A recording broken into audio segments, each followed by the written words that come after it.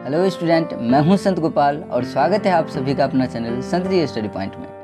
Student, आज के इस वीडियो में हम क्लास 10th मैथमेटिक्स में चैप्टर नंबर 3 जो कि है दो चर वाले रैखिक समीकरण, इसके सभी भी ऑब्जेक्टिव क्वेश्चन को सॉल्व करने वाले हैं। स्टूडेंट्स, इस चैप्टर के क्वेश्चन को सॉल्व करने से पहले इस चैप्टर के कुछ महत्वपूर्ण सूत्र है उसको समझ लेना बेहद ज़रूरी है।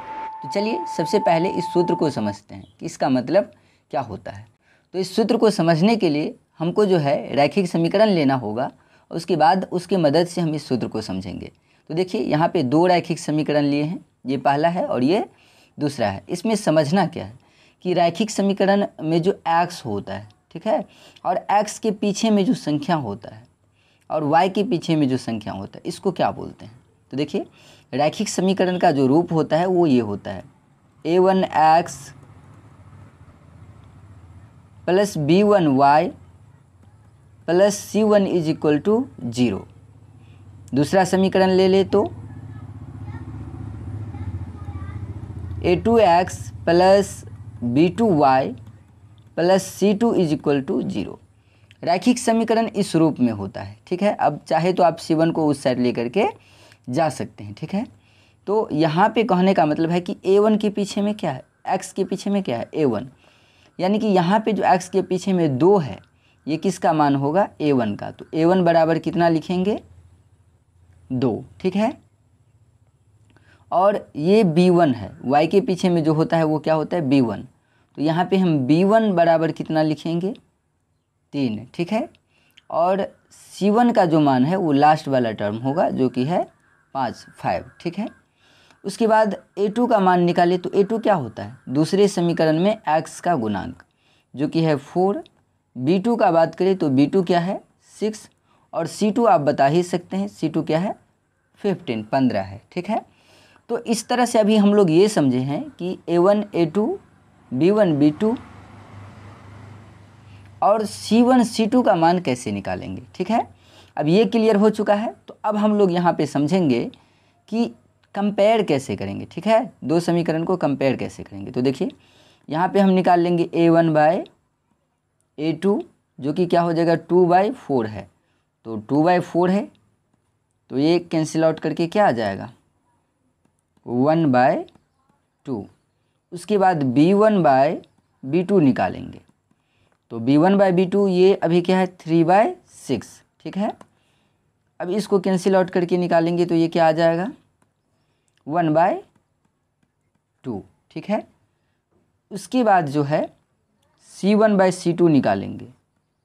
c1/c2 जो है वो है 5/15, ठीक है। और इसको भी कैंसिल आउट करते हैं और ये कितना आ रहा है हमारा 5 1 जा 5 5 3 जा 15, तो ये आ जाएगा 1/3। तो कहने का मतलब ये है कि आप लोग a1 b1 c1 a2 b2 c2 ये निकालना सीख गए, साथ ही साथ a1/a2 b1/b2 c1/c2 कैसे निकालते हैं वो भी निकालना सीख गए हैं। अब यहाँ पे क्या कंडीशन आया है इस समीकरण के लिए। तो यहाँ पे कंडीशन आया है कि a1/a2 ये b1/b2 के बराबर है। देखिए a1/a2 क्या है 1/2, b1/b2 भी क्या है 1/2, लेकिन ये c1/c2 के बराबर नहीं है क्योंकि ये क्या है 1/3। तो हम लिखेंगे does not equal to c1/c2, ठीक है। तो यहाँ पे क्या हुआ a1/a2 b1/b2 c1/c2 सब निकाल करके और क्या कंडीशन आया वो चीज़ पता कर लिए। और ये यदि पता आप कर लेते हैं तो फिर समीकरण का तुलना करना कुछ भी नहीं है, बस ये आ गया तो हो गया, ठीक है। अब ये कंडीशन यदि आ जाता है, ऐसा वाला पता चल जाता है कि क्या है क्या नहीं है, तो फिर सूत्र अब समझने में आसानी होगी, ठीक है। तब वो समीकरण कैसा है, संगत है या असंगत है, क्या है, ठीक है, वो सब अब समझते हैं यहाँ से, ठीक है। तो चलिए अब आते हैं फर्स्ट कंडीशन पे। मान लीजिए कोई समीकरण है जिसमें a1/2 b1/b2 के बराबर नहीं हुआ, ठीक है। तो उस समीकरण को क्या कहेंगे हम संगत। फिर क्या होगा दूसरा में a1/a2 b1/b2 के बराबर हो गया लेकिन c1/c2 के बराबर नहीं हुआ, जैसा कि एक समीकरण अभी हम लोग देखे थे, तो वो क्या होगा असंगत होगा। और तीसरा में सब बराबर हो गया तो वो क्या होगा संगत होगा, ठीक है। तो अभी हम लोगों को यही समझना है कि कोई भी समीकरण कब संगत होगा कब असंगत होगा। तो यदि पहला वाला कंडीशन आ जाए या फिर तीसरा वाला कंडीशन आ जाए तो समीकरण क्या होंगे, संगत होंगे, ठीक है। लेकिन बीच वाला कंडीशन आ जाए दूसरा वाला तो वो क्या होगा, असंगत होगा, याद रखना आपको, ठीक है। उसके बाद रेखाएं कब कैसे बनेगी, ठीक है। तो यदि समीकरण क्या है, इस प्रकार का है कि a1/a2 ये b1/b2 के बराबर नहीं है, तो रेखाएं जो होंगी वो प्रतिच्छेद करती रेखाएं होंगी। यदि दूसरा वाला कंडीशन है तो समांतर रेखाएं होंगी और तीसरा में समपाती रेखाएं होंगी, ठीक है। अब हल का बात करते हैं, तो इसका क्या होगा, जो फर्स्ट वाला है उसका सिर्फ एक हल होगा, ठीक है। इसको हम अद्वितीय भी कहते हैं। जो लास्ट वाला है सब बराबर है उसका क्या होगा, अनेक हल होगा। लेकिन जो बीच वाला है उसका क्या होगा, कोई हल नहीं होगा, ये आपको याद रखना है, ठीक है। अब देखिए जिसका एक हल है, ठीक है, कोई ऐसा आदमी है जिसका एक काम हो रहा है, कुछ ना कुछ काम वो कर रहा है, ठीक है, तो वो अविरोधी होगा। अविरोधी से मतलब किसी का विरोध नहीं करेगा क्योंकि उसका कुछ ना कुछ काम हो रहा है। लेकिन जिसका कोई काम नहीं हो रहा है ज़िंदगी में, ठीक है, वो क्या करेगा, तो दूसरों का विरोध करना शुरू कर देगा, तो ये क्या होगा, विरोध होगा। और जिसके बहुत सारे काम है वो तो भाई दूसरे पे ही डिपेंडेंट होता है, ठीक है, आश्रित होता है, ठीक है, क्योंकि सबसे बहुत ज़्यादा काम हो रहा है उसका तो सबसे काम होगा उसको, ठीक है, तो वो आश्रित होगा। तो आप इस तरह से एक ट्रिक है आप याद रख सकते हैं, ठीक है। तो स्टूडेंट यहाँ हम लोग समझ गए कि समीकरण का तुलना करके समीकरण कब कैसा होगा, कब संगत होगा या असंगत होगा, रेखाएं कैसे बनेंगी, कितने हल होंगे, विरोधी अविरोधी, या कब समीकरण आश्रित होगा, ठीक है। अब आ जाते हैं क्वेश्चन पे, ये सारा कंसेप्ट समझ गए। अब आते हैं क्वेश्चन पे, पहला क्वेश्चन ले लेते हैं और देखते हैं कि क्या है, ठीक है। तो चलिए पहला क्वेश्चन वही है जो एग्जाम्पल में लिए थे हम, ठीक है। यहाँ पे ये समीकरण दिया हुआ है तो यहाँ पे निकाल लेंगे a1/a2, ठीक है। तो देखिए ये होता है a1, आपको पता है, तो a1 क्या है 2 और b1 ये है जो कि है 4, ठीक है, और ये किसके इक्वल आ जाएगा 1/2 के। चलिए उसके बाद निकालते हैं हम b1/b2, तो b1/b2 क्या आ जाएगा 3/6, ठीक है, और ये भी आ जाएंगे किसके 1/2 के इक्वल। लास्ट नंबर है हमारा c1/c2, तो c1/c2 क्या आ जाएगा 5/15 जो कि आ जाएगा 1/3 के इक्वल। और यहाँ पे हम लोग यही देखें कि इसमें जो है a1/a2 is equal to b1/b2 है, बट ये c1/c2 के इक्वल नहीं है। क्वेश्चन क्या है, क्वेश्चन है कि इस समीकरण के कितने हल होंगे, हल बताना है, ठीक है। तो जब भी ये कंडीशन आता है, फॉर्मूला चेक कर सकते हैं आप कि जब भी ये कंडीशन आता है तो समीकरण का क्या हल होता है, कोई हल नहीं, ठीक है। तो ये आप याद रख सकते हैं, तो आसानी से क्वेश्चन बनता जाएगा, ठीक है। ये ऑब्जेक्टिव में आता ही है, ठीक है, बोर्ड एग्जाम में। तो चलिए सारा भी ऑब्जेक्टिव लिए हैं तो जितना भी पढ़ा है बोर्ड एग्जाम में सब आने वाला है, ठीक है, तो सबको अच्छे से पढ़ें, ठीक है ना। तो इसमें क्या होगा, इसका कोई हल नहीं होगा, ठीक है। तो चलिए करेक्ट आंसर होगा डी होगा करेक्ट आंसर, ठीक है, कोई हल नहीं होगा। नेक्स्ट क्वेश्चन देखते हैं। नेक्स्ट क्वेश्चन है हमारा, यदि समीकरण युग्म संगत है तब उनके द्वारा निरूपित रेखाएं कैसे होती है, ठीक है। समीकरण संगत है तो देखिए संगत कब कब होता है ये चीज़ देखते हैं हम, ठीक है। तो समीकरण संगत पहला वाला केस में है और तीसरा वाला केस में है। तो पहला और तीसरा केस में रेखा कैसा बन रहा है, प्रतिच्छेद करती और संपाती। तो जब समीकरण संगत होंगे तो रेखाएं प्रतिच्छेद करती भी होगी और संपाती भी होगी, तो दोनों, ठीक है, या तो संपाती या फिर प्रतिच्छेद करती, ठीक है। चलिए क्वेश्चन पे आते हैं, तो संपाती या फिर प्रतिच्छेद करती, ठीक है, तो प्रतिच्छेद या संपाती जो कि ऑप्शन नंबर डी में है ये करेक्ट होगा, ठीक है। नेक्स्ट क्वेश्चन देखते हैं अब। हमारा अगला क्वेश्चन है कि समीकरण यहाँ पे एक दिया हुआ है, इसके हल कितने हैं, मतलब हल क्या है, आंसर क्या होगा इस समीकरण का, ठीक है। तो देखिए यहाँ पे क्या करना है, हल निकालना है। तो हल जब भी पूछे विलोपन विधि से बना लें, एलिमिनेशन मेथड से, ठीक है, बहुत आसानी से बन जाएगा। तो विलोपन विधि से कैसे बनाएंगे देखिए। तो सबसे पहले आपको फर्स्ट समीकरण लिखना है जो कि है 5x +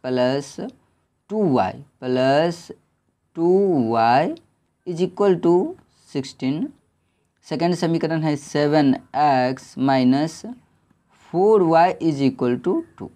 यह है हमारा समीकरण फर्स्ट और यह है हमारा समीकरण सेकंड।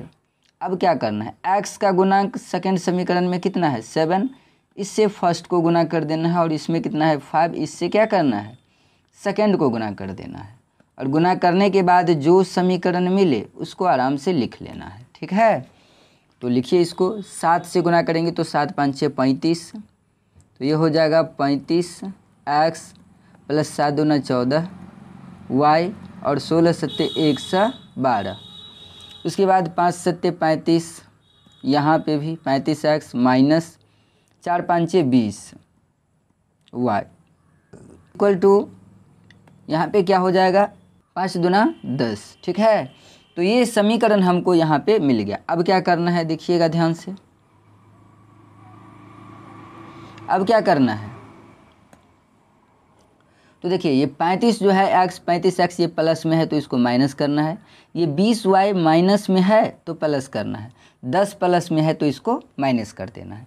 अब देखिए ये प्लस में 35x माइनस में 35x कट जाएगा, ये 0 हो जाएगा, प्लस में 14y और ये माइनस में 20y अब नहीं रहा, अब ये क्या हो गया प्लस, अपोजिट साइन लेना ही है इसमें। ठीक है, तो ये हो जाएगा प्लस, तो दोनों को प्लस प्लस जोड़ होगा तो जोड़ेंगे, तो 20 और 14 कितना हो जाएगा 34y। ठीक है, तो हम लिखेंगे यहाँ पे 34y। ठीक है, और ये कितना हो जाएगा 102। ठीक है, this implies y is equal to 102 बटे में कितना 34। ठीक है, और अब इसको कैंसिल आउट करके हमको क्या मिलेगा, क्या मिलेगा 34 तिया 102 होता है। ठीक है, तो y का जो मान आएगा वो अब क्या आएगा, y का मान आएगा y इज इक्वल टू 3। ठीक है, 3 आ गया। ठीक है ना, तो चलिए अब इस y के मान को क्या करना है, समीकरण फर्स्ट या सेकंड किसी में भी रख देना है। ठीक है, तो चलिए y के मान को हम समीकरण सेकंड में रखते हैं, यहाँ पे आप लिख सकते हैं। ठीक है, ऑब्जेक्टिव है तो रफ ही करके बनाना है एग्जाम में। ठीक है ना, बट बता देते हैं करना क्या है, समीकरण फर्स्ट या सेकंड किसी में भी, फर्स्ट में ही रखते हैं। समीकरण फर्स्ट में y का मान रखने पर, ठीक है, y का मान रखने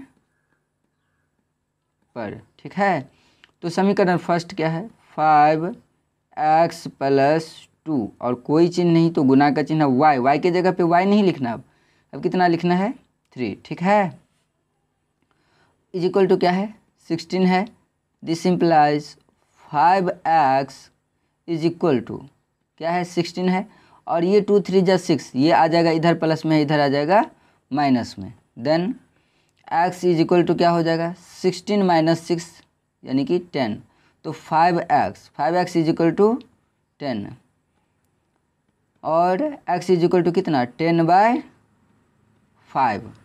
ठीक है, 10/5 कैंसिल करेंगे क्या आ जाएगा 2 आ जाएगा। ठीक है, तो यहाँ पे हमारे पास क्या आ गया x इज इक्वल टू कितना आ गया 2 आ गया, तो x is equal to 2 and y is equal to 3 इस क्वेश्चन के हल होंगे। ठीक है ना, जो कि ऑप्शन नंबर ए में है, x is equal to 2 and y is equal to 3। ठीक है स्टूडेंट, चलिए अब नेक्स्ट क्वेश्चन देखते हैं। नेक्स्ट क्वेश्चन है हमारा, रैखिक समीकरण में चर के घात की संख्या क्या होती है।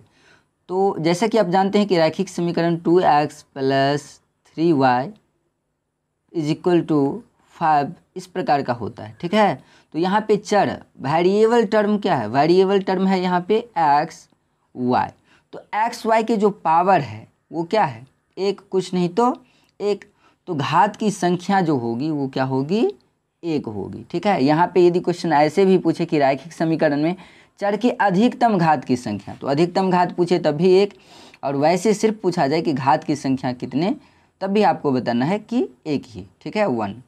चलिए नेक्स्ट क्वेश्चन देखते हैं। नेक्स्ट क्वेश्चन यहाँ पे है कि रैखिक समीकरण युग्म 6x minus 2y is equal to 5 and 3x minus y is equal to 12 आलेख दो सरल रेखा हैं जो, अब यहाँ पे करा इसके आलेख दो सरल रेखा हैं जो कैसे संपाती है, समांतर है, क्या है। तो यहाँ पे इस क्वेश्चन का आंसर हम a1/a2 b1/b2 निकाल करके दे सकते हैं। तो सबसे पहले हम निकालेंगे a1/a2, तो a1 का मान x के पीछे वाला, ठीक है, जो कि क्या है 6 है 6 है, और b1 का मान कितना है 3 है। जब इसको हम कैंसिल आउट करते हैं तो ये कितना आ जाता है 2 आ जाता है। ठीक है, तो यहाँ पे हम लिखेंगे a1/a2 कितना 2। अब निकालेंगे b1/b2 और b1/b2 कितना है, b1 क्या है y के गुणांक है जो कि है -2 और इसमें क्या है y के पीछे में कुछ नहीं तो -1 और माइनस माइनस क्या हो जाएगा प्लस और ये आ जाएगा 2/1। नीचे में 1 का कोई वैल्यू नहीं तो 2 होगा। ठीक है, अब हमको क्या निकालना है c1/c2। तो c1/c2 c1 क्या है 5 और c2 क्या है 12। तो स्टूडेंट यहाँ का जो कंडीशन है वो ये है कि a1/a2 is equal to b1/b2 but does not equal to c1/c2। और इस केस में जो समीकरण होता है वो क्या होता है, समांतर होता है। ठीक है, समांतर होता है। तो इस क्वेश्चन का करेक्ट आंसर हो जाएगा बी। समीकरण क्या है, समीकरण के जो आलेख हैं वो समांतर हैं। ठीक है, चलिए नेक्स्ट क्वेश्चन देखते हैं। नेक्स्ट क्वेश्चन है हमारा y इज इक्वल टू 10 आलेख कैसी सरल रेखा है। तो देखिए y का कोई भी मान रहे उसकी आलेख कैसी सरल रेखा है। तो y का मान यदि कुछ भी आए तो वो x अक्ष के समांतर रेखा होती है। वो रेखाएं क्या होती है, रेखा क्या होती है, x अक्ष के समांतर होती है। ठीक है, देखिए जैसे हम यहाँ पे लिख सकते हैं कि ये हो गया x अक्ष और ये क्या हो गया y अक्ष। ठीक है, ये हो गया y डैश x और x डैश यहाँ पे 0 हो गया। ठीक है, तो y is equal to 10, y का प्लस वाला मान किधर होता है, ऊपर होता है। ठीक है, ऐसे होगा। तो जो मान लीजिए यहाँ पे क्या है 10 है तो सरल रेखाएं ऐसे होगी जो कि x एक्सिस के क्या है समांतर है, x अक्ष के समांतर है। ठीक है, और इसके बीच की दूरी क्या है 10 है। y बराबर 10 है तो y में 10 तक जाएगा, ये 10। ठीक है, तो इस तरीके से आप समझ सकते हैं कि y का कोई भी मान है तो y बराबर कुछ भी हो, वो पूछे किसके समांतर, तो x अक्ष के समांतर। ठीक है, तो इस क्वेश्चन का करेक्ट आंसर क्या हो जाएगा, ए हो जाएगा, x अक्ष के समांतर। चलिए स्टूडेंट नेक्स्ट क्वेश्चन देखते हैं। x अक्ष का समीकरण क्या होता है, तो x अक्ष का समीकरण होता है x0, यानी कि x का कुछ भी मान होगा y का क्या होगा 0, यानी कि y बराबर 0, x का x y बराबर 0। तो y बराबर 0 होता है x अक्ष का समीकरण। ठीक है, अगला y अक्ष का समीकरण, तो y अक्ष का समीकरण क्या होगा x बराबर 0। ठीक है, अगला क्वेश्चन है कि के किस मान के लिए जो दो समीकरण दिए हुए हैं वो समपाती रेखाओं को प्रदर्शित करती है, यानी कि ये दोनों समीकरण जो है समपाती है, के का मान क्या होगा। ठीक है, तो समपाती कब होता है समीकरण, जब a1/a2 ये बराबर होता है b1/b2 के और ये बराबर होता है c1/c2 के। ठीक है, इसमें सब बराबर होता है। तो के वाला मान इसमें है तो इसको और इसको यदि बराबर करें तो के का मान निकल जाएगा, यानी कि हमको लेना है a1/a2 is equal to b1/b2। ठीक है, और a1 का मान कितना है 3 और a2 का कितना 6, तो यहाँ से लेंगे हम 3/6 इज इक्वल टू यहाँ पे b1 का मान कितना है, y के पीछे में कुछ नहीं तो 1 होगा और माइनस है तो माइनस, और इसके पीछे में क्या है y के पीछे में इधर माइनस है ही और k है। ठीक है, तो यहाँ से क्या आ जाएगा, क्रॉस मल्टीप्लिकेशन करेंगे कोना कोनी गुना, तो k को गुना करेंगे 3 से तो माइनस माइनस तो कैंसिल भी हो जाएगा, लिख लेते हैं इसी में -3k हो जाएगा। एंड जब 6 को -1 से गुना करेंगे तो -6। दिस इम्प्लाइज k का मान यदि निकालेंगे तो k इज इक्वल टू -6 और ये जो गुना में है इधर आ जाएगा भागा में, तो ये हो जाएगा -3। अब देखिए यहाँ पे माइनस माइनस भी कट गया और 3 दूना कितना हो गया 6। ठीक है, तो यहाँ पे क्या हो गया, तो k का मान हमारे पास आ गया कितना 2 प्लस में। ठीक है, तो स्टूडेंट इस क्वेश्चन का करेक्ट आंसर होगा ए। ठीक है, चलिए नेक्स्ट क्वेश्चन देखते हैं। नेक्स्ट क्वेश्चन है हमारा कि x इज इक्वल टू -5 कैसी सरल रेखा होगी। तो x का मान है तो y अक्ष के समांतर, याद रखिएगा y अक्ष के समांतर, x का मान है तो y अक्ष के समांतर होगा। ठीक है, अगला क्वेश्चन है हमारा समीकरण दिया हुआ है और पूछ रहा है इसका हल कितना होगा। तो हल जब भी पूछे तो विलोपन विधि से बना लेना है, और एक चीज़ इसमें ध्यान रखना है कि x का गुणांक यदि क्या हो, दोनों समीकरण में सेम हो तो गुना करने की कोई ज़रूरत नहीं है, समीकरण को सेम टू सेम लिख सकते हैं हम। ठीक है। तो इसमें भी क्या करेंगे, जब सेम टू सेम हो, गुना करने की कोई ज़रूरत ना हो या गुना करने की ज़रूरत हो भी, तब भी शॉर्टकट कैसे बनाएंगे ये चीज़ बताते हैं। एक्स के मान को कुछ नहीं करना, सिर्फ वाई के मान को और बराबर के बाद जो रहेगा उससे हल निकाल लेना है। कैसे, तो इसमें तो कुछ गुना करना नहीं है, तो सिंपल में लिखिए y का मान कितना है 3y और इधर y का मान कितना है -4y।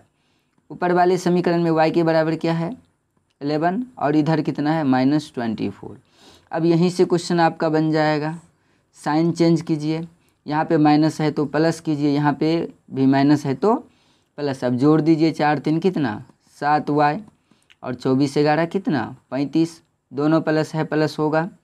This implies y is equal to 35/7 और इसको जब कैंसिल आउट करते हैं तो देखिए यहाँ इसको कैंसिल आउट करने से मिल रहा है हमको 5, 7 5 जा 35, ठीक है।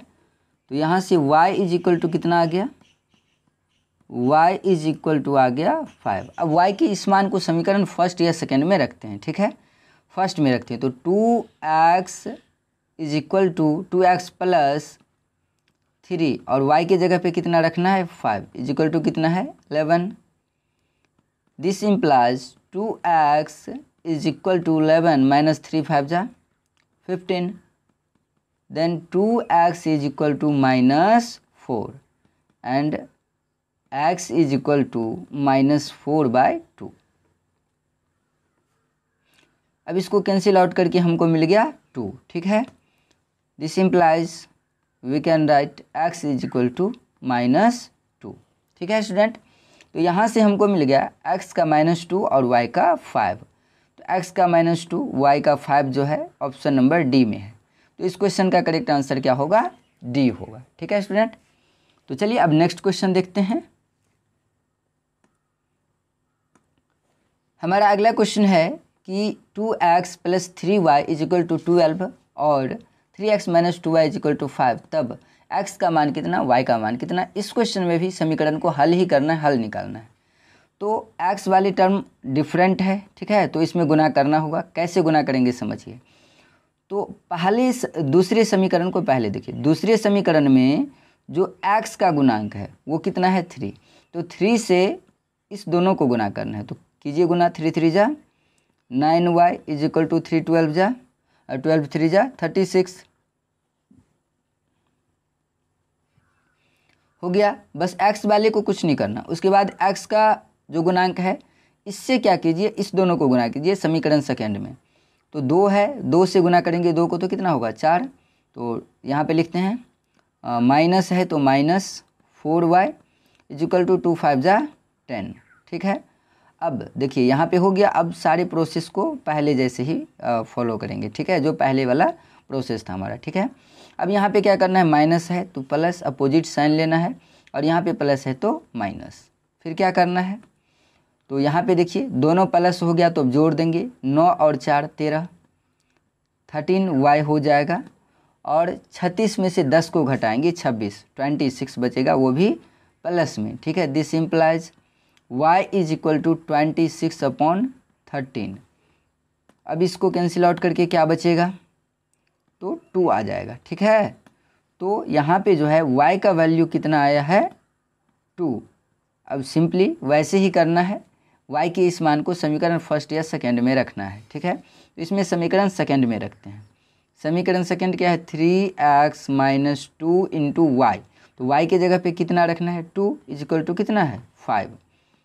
अब यहाँ से देखिए 3x आएगा इज इक्वल टू कितना है 5 और ये 2 2 जा क्या हो जाएगा 4, इधर माइनस में उधर जाएगा तो प्लस में। तो यहाँ से जो है x इज इक्वल टू कितना आ गया 9, 3x इज इक्वल टू 9।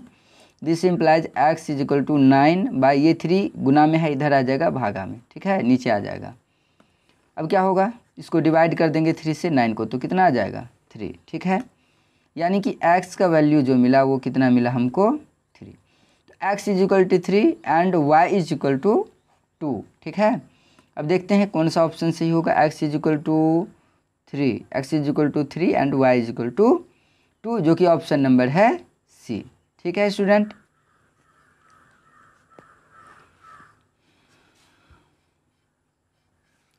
तो स्टूडेंट इस क्वेश्चन का करेक्ट आंसर क्या होगा? सी। चलिए अब नेक्स्ट क्वेश्चन देखते हैं। नेक्स्ट क्वेश्चन है हमारा कि यदि समीकरण ये दोनों का कोई हल नहीं है तो के का क्या मान होगा? तो कोई हल कब नहीं होता? जब a1/a2 is equal to b1/b2 होता है but does not equal to c1/c2 होता है। इस केस में क्या होता है? इसके कोई हल नहीं होते। तो a1/a2 b1/b2 के तो बराबर होते हैं, तो हम ये कंसीडर करेंगे a1/a2 is equal to b1/b2। यहाँ से इसके मान को रखेंगे तो a1 का मान कितना है? x के पीछे में कितना है? k, तो ये हो जाएगा k, और a2 का मान कितना है? 6 इज इक्वल टू b1 कितना है? y के पीछे में कितना है? -5, और इधर कितना है? 2, तो -5/2। अब यहाँ से क्या होगा? क्रॉस मल्टीप्लिकेशन, 2 को k से गुना करेंगे तो क्या होगा?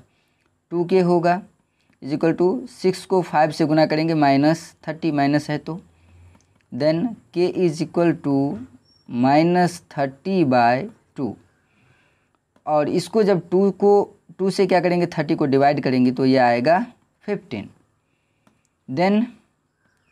Then k is equal to minus है ही 15, तो -15 k का वैल्यू आया, जो कि ऑप्शन डी में है। ठीक है स्टूडेंट, तो इस क्वेश्चन का करेक्ट आंसर क्या होगा? D, -15 k is equal to. ठीक है, नेक्स्ट क्वेश्चन देखते हैं। हमारा अगला क्वेश्चन है रैखिक समीकरण इतना के कितने हल होंगे? ठीक है, क्या हल कैसा है इसका? ठीक है, तो इसमें भी वही करना है, a1/a2 निकालना है। तो a1/a2 निकालते हैं पहले। देखिए x के पीछे में कुछ नहीं है तो 1 लिखेंगे, यहाँ पे x के पीछे में कितना है? -3, तो a1/a2 आ गया 1/-3। चलिए b1/b2 निकालते हैं, और b1/b2 क्या है? 2/-6। अब ये भी होगा 1/-3 के इक्वल। चलिए लिखते हैं इसको भी 1/-3। अब लास्ट वाला टर्म क्या है? c1/c2 जो कि है 5/1, जो कि 5 के इक्वल होगा। और स्टूडेंट यहाँ पे जो कंडीशन आ रहा है वो आ रहा है a1/a2 is equal to b1/b2 does not equal to c1/c2।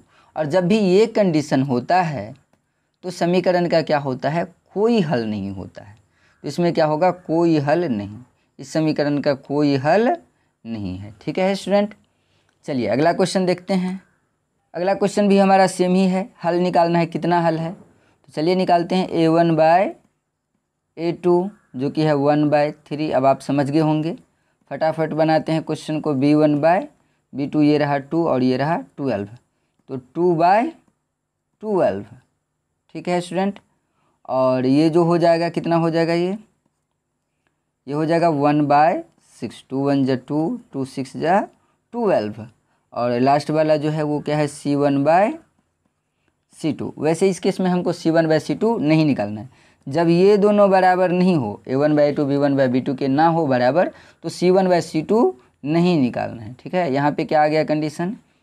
a1/a2 ये b1/b2 के बराबर नहीं हुआ। इस कंडीशन में समीकरण के कितने हल होंगे? 1 हल होंगे। ठीक है, चलिए तो इस क्वेश्चन का करेक्ट आंसर हो गया ए। नेक्स्ट क्वेश्चन देखते हैं हम। अगला क्वेश्चन है 2k - 1, k समीकरण इतना इतना के हल है। मतलब ये हल है, आंसर है इस समीकरण के। ठीक है, यानी कि x का मान कितना है? 2k - 1 एंड y का मान जो है वो क्या है? k। तो इस समीकरण में रखते हैं। समीकरण 10 है, उसके बाद x है, 10x - 9y is equal to 12। तो 10 है, उसके बाद x है, तो x के जगह पे कितना रखेंगे? 2k - 1 -9, और y के जगह पे कितना? y के जगह पे तो k ही है, तो रखेंगे k इज इक्वल टू कितना है? 12। दिस इम्प्लाइज, अब 10 को 2 से मल्टीप्लाई करेंगे तो 20k होगा, -10 होगा, -9 को k से मल्टीप्लाई करने पर 9k होगा इज इक्वल टू 12 है।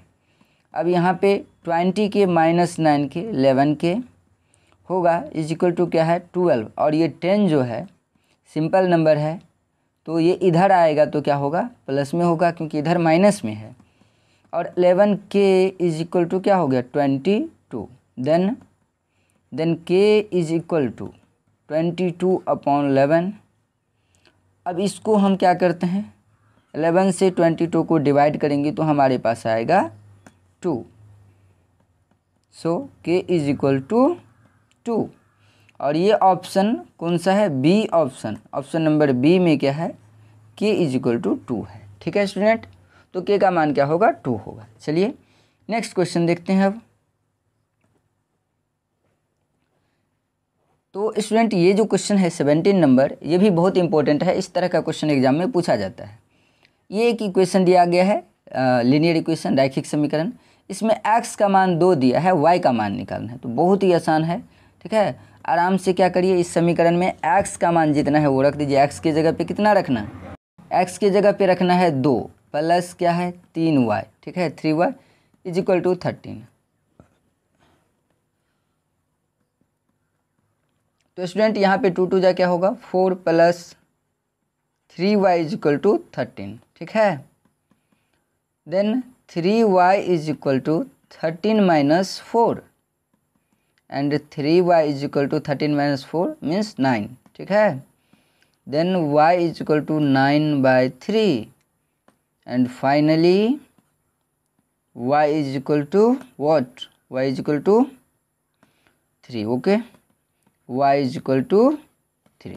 ठीक है स्टूडेंट, तो आ गया y का वैल्यू 3। जब x का मान है 2 तो y का मान कितना आएगा, 3 आएगा, 3 आएगा। ठीक है, चलिए नेक्स्ट क्वेश्चन देखते हैं हम। नेक्स्ट क्वेश्चन है हमारे पास में, इसमें y का मान दिया गया है, सेम क्वेश्चन है। ठीक है, थोड़ा सा चेंजिंग है, उसमें x का मान दिया था, y का निकालना था, और इसमें y का है, x का मान निकालना है। तो 5x माइनस 3, y के जगह पे रखेंगे 1 is equal to 2। Then 5x is equal to 2, और ये 3 को 1 से मल्टीप्लाई करेंगे, गुना करेंगे तो 3 होगा। इस साइड माइनस में है, इस साइड आएगा तो क्या होगा, प्लस में होगा। Then 5x is equal to कितना, 5 and x is equal to 5, और ये गुना में है, भागा में आएगा तो 5। अब 5/5 पता ही होगा कि 5/5 क्या होगा। ठीक है, 1। ठीक है स्टूडेंट, तो अब यहाँ से क्या हो गया, x इज इक्वल टू आ गया 1। तो 1 देखते हैं, ऑप्शन नंबर ए में है 1। तो जब इस समीकरण में y का मान था 1 तो x का मान कितना आया, 1 ही आया। ठीक है, चलिए नेक्स्ट क्वेश्चन देखते हैं। अरे वाह, ये क्वेश्चन तो थोड़ा बड़ा है। ठीक है, चलिए देखते हैं क्या है क्वेश्चन। यदि 2 क्रमागत संख्याओं में छोटी संख्या के 5 गुने तथा बड़ी संख्या के 4 गुने, छोटी संख्या के 5 गुने तथा बड़ी संख्या के 4 गुने का अंतर 3 हो, वे संख्याएं हैं। अब वे संख्याएं क्या होगी वो हमको क्या करना है, निकालना है। ठीक है, तो चलिए निकालते हैं। इस क्वेश्चन में देखिए, कह रहा है यदि 2 क्रमागत संख्या, 2 क्रमागत संख्या यानी कि एक यदि 3 है तो दूसरा कितना 4, एक यदि 5 है तो दूसरा कितना 6। क्रमागत मतलब एक के जस्ट बाद वाली संख्या। तो ऐसी संख्या कैसे निकालेंगे, तो माना कि पहली संख्या को हम यहाँ पे क्या मानेंगे स्टूडेंट, x मानेंगे। तब 2 क्रमागत संख्या है तो दूसरी संख्या, तो ऑब्वियस सी बात है कि दूसरी संख्या क्या होगी, x + 1। इसीलिए प्रश्न से मतलब अकॉर्डिंग टू क्वेश्चन, जो क्वेश्चन में बोल रहा है, प्रश्न में बोल रहा है उसके अकॉर्डिंग। ठीक है, तो क्वेश्चन में क्या बोल रहा है कि छोटी संख्या के 5 गुने तथा बड़ी संख्या के 4 गुने। तो छोटी संख्या क्या है, ये है, तो इसके 5 गुने तथा बड़ी संख्या के 4 गुने, बड़ी संख्या के 4 गुने। तो बड़ी संख्या क्या है के अंतर, तो अंतर मतलब घटाओ, और बड़ी संख्या कितने हैं, x + कितना 1। ठीक है, तो छोटी संख्या के 5 गुने और बड़ी संख्या के 4 गुने, इसमें 4 से गुना कर देते हैं, का अंतर जो है वो कितना है 3, ये बोल रहा है क्वेश्चन में। ठीक है, तो ये हो गया 5x - 4 को x से गुना करेंगे तो -4x, और यहाँ पे क्या हो जाएगा, 1 मिनट रुकिए, यहाँ पे ब्रैकेट लेते ही हैं अभी। ठीक है, तो ये हो गया 4 और प्लस क्या हो जाएगा, 1 से मल्टीप्लाई करेंगे तो 4 हो जाएगा = 3। अब देखिए यहाँ पे क्या होगा, 5x - 4x - 4, इस माइनस से दोनों को गुना करेंगे इज इक्वल टू 3, ठीक है। तो यहाँ से 5x में माइनस 4x है तो ये क्या होगा x, और यहाँ पे है 3, और ये क्या होगा जब उस साइड जाएगा 4 तो ये क्या होगा प्लस में। तो यहाँ पे हमको क्या मिला, this implies x is equal to 3 + 4 7। तो पहली संख्या को क्या माने थे स्टूडेंट x, तो ये कितना आ गया 7। तो दूसरी संख्या क्या है, दूसरी संख्या x + 1, दिस मीन्स 7 + 1 यानी कि 8। तो एक संख्या 7, दूसरी संख्या 8, यानी कि 7 और 8। आंसर क्या है यहाँ पे है ऑप्शन नंबर सी इस क्वेश्चन के लिए करेक्ट आंसर होगा, ठीक है स्टूडेंट। चलिए अब हम क्वेश्चन नंबर 20 और आज के जो है लास्ट क्वेश्चन को देख रहे हैं, ठीक है। आज का ये लास्ट क्वेश्चन होगा हमारा, ठीक है। तो चलिए इसमें क्या पूछ रहा है कि 2x + y = 7 and 3x + 2y = 12 हो, ये दो समीकरण है। तो x + y का मान क्या होगा। तो सिंपल सी बात है, x का मान निकालेंगे, y का मान निकालेंगे, और उसके बाद में क्या होगा x + y का मान निकल जाएगा। तो देखिए पहला x का गुणांक जो है वो दोनों का अलग अलग है, ठीक है। तो आपको जैसे बताए थे विलोपन विधि से हल करना है, x और y के मान को निकालना है। तो दूसरे समीकरण में x के पीछे में x का गुणांक कितना है 3, तो इस दोनों को गुना कर देना। इससे y वाला को गुना करेंगे 3 से, तो 3y बराबर में 3 × 7 = 21। अब इसका पहला टर्म जो है x है, x के पीछे में कितना है 2, तो 2 से इसको गुना कर देना है, ठीक है।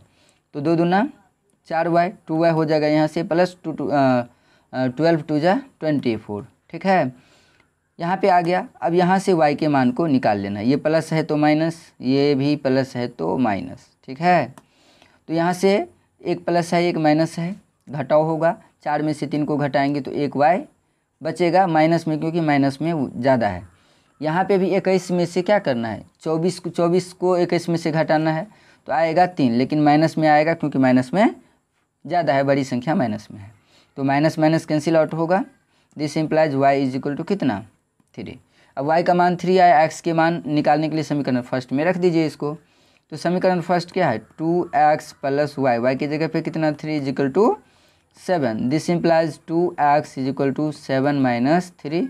This implies 2x is equal to 4 and x is equal to 4/2। This implies x is equal to कितना 2।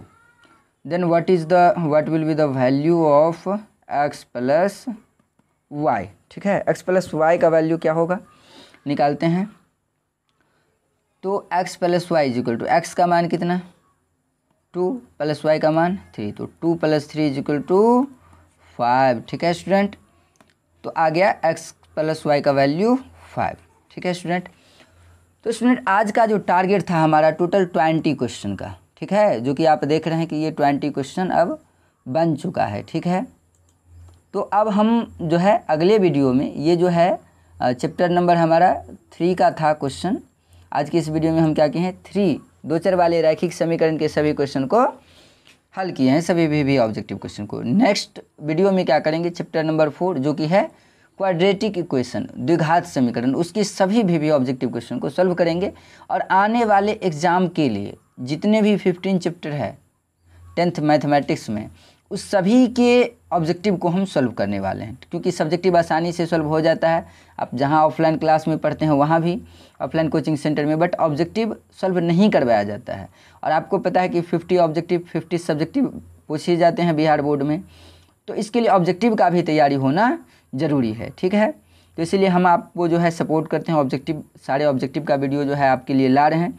तो आप यदि चैनल पे नए हैं तो अभी चैनल को जो है सब्सक्राइब कर लीजिए, ताकि नेक्स्ट वीडियो जैसे ही आपको मिले, जैसे ही हम अपलोड करें तो आपको उसका नोटिफिकेशन मिल जाए। तो मैं आशा करता हूं कि आज का ये वीडियो आपको अच्छा लगा होगा और इस वीडियो में जो भी क्वेश्चन बताया गया है वो आपको समझ में आया होगा। फिर भी यदि आपका कोई डाउट रह जाता है तो आप हमें कमेंट बॉक्स में कमेंट करके पूछ सकते हैं। साथ ही ये वीडियो यदि आपको अच्छा लगा है तो इस वीडियो को अभी लाइक कर दीजिए। यदि आप चैनल पे नए हैं तो चैनल को सब्सक्राइब करके नोटिफिकेशन बेल को ऑन कर लीजिए ताकि आने वाले वीडियो का नोटिफिकेशन आपको मिल सके। तो चलिए मिलते हैं नेक्स्ट वीडियो में ऐसे ही इंटरेस्टिंग टॉपिक के साथ। वीडियो देखने के लिए और इतना सारा प्यार देने के लिए आपको तहे दिल से बहुत बहुत धन्यवाद।